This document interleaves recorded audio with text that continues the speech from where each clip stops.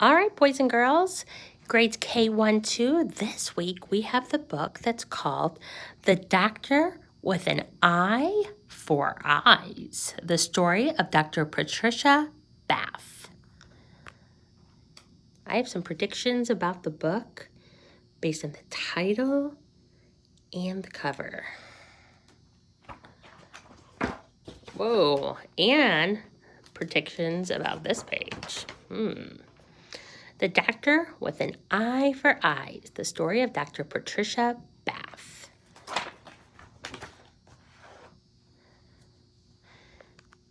If you like to think big, but some say you're too small, or they say you're too young, or too slow, or too tall, pay no mind to their doubts and just follow the path of an awesome inventor, Patricia E. Bath.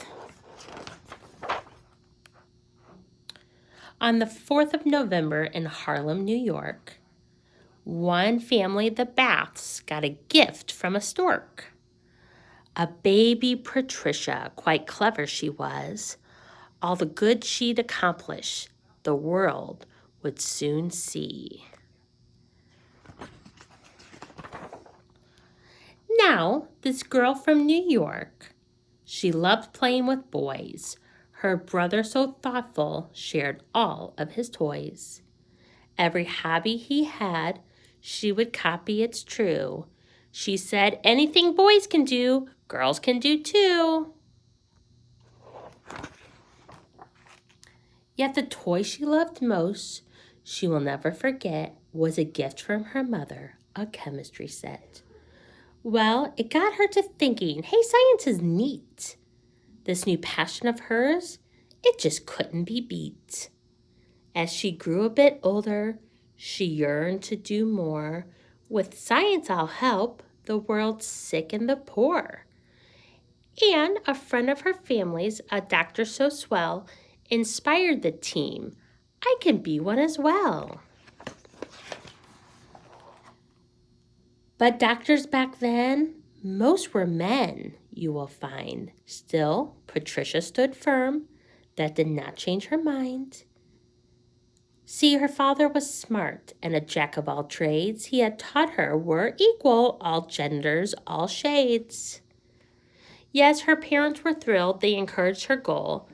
They said, nothing's off limits. No job, dream, or role. The Baths didn't have much, but were wise nonetheless. Education, they said, is the key to success. Now, the problem with that, every nearby high school was only for white cool kids with money, not cool. So to high school by train, nothing stopped her, you see. And though most kids took 4 years, she finished in 3. What next? Off to college, then medical school, where she found that her classmates were boys as a rule. And when girls weren't allowed to sit in the front row, Patricia said, phooey, that won't make me low. All these unfair restrictions didn't bring her down. There were more pressing matters and no time to frown. A decision was due. What her focus would be? I'll be thinking, she said. I will help people see. Then she studied the eye as an eager intern. Treating hospital patients was what helped her learn. Through her work, she discovered there's something not right. Her black patients were blind 2 times more than the white. What caused this to happen? She wanted to know. In locations like Harlem, where money is low, she came with a plan. We must conquer this plight. The public, she said, must prioritize sight. With the mission in mind, the new doctor went west. At a school near the sea, she spread word of her quest. She was young, but her knowledge and skill made her wise. She taught hundreds of students to understand eyes. But it wasn't all cheery. Some things she would fight, like the desk in a dungeon that barely had light. No, thank you, she said. I will need a new placement because nobody puts Dr. Bath in a basement. Well, she got that new desk and she hit a grand slam when she started an eye doctor training program. She would lead it for years, and what makes it so sweet, she'd be the first woman to achieve such a feat. Do you think it stopped there? No, sirree, she did not. All her goals to help people, she still had a lot. I will find better treatments for blindness, she swore. Straight to Europe she went, where she studied some more. In cities like Paris, she learned about lasers. These light beams, she said, will be little eye savers.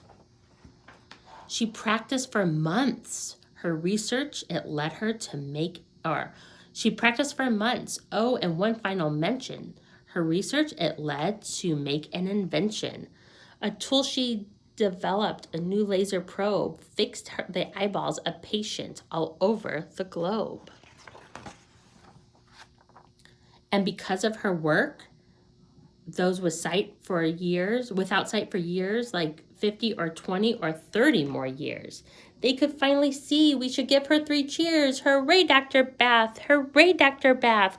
Hooray, Dr. Bath. But wait, she did more. She created a place to bring hope to the whole human race. Its motto is this: rich or poor, black or white, healthy vision's important. It's everyone's right. American Institute for the Prevention of Blindness.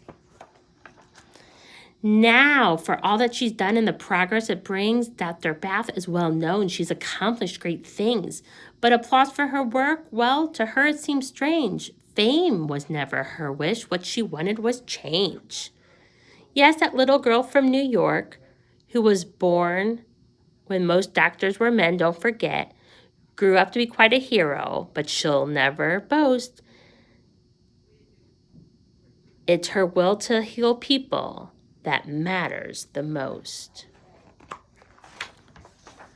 So, if helping the world seems too hard, you are wrong. If some say you can't do it, don't listen, be strong. Like Patricia, stay focused, push forward, shine bright, and you'll find all your dreams. It will be well within sight. And remember, Patricia Bath is a real person. Here she is. And here's a note from Patricia. Dear reader, begin each day by asking a question. Let the answer lead you to another question, and you will discover that learning and knowledge are an infinite playground. Dr. Patricia Bath. And then there's more fun facts about the author in the back. And then I love these when there's a timeline about her life. And look, it says right now she's still alive. This is what she looks like, and she's living in Los Angeles.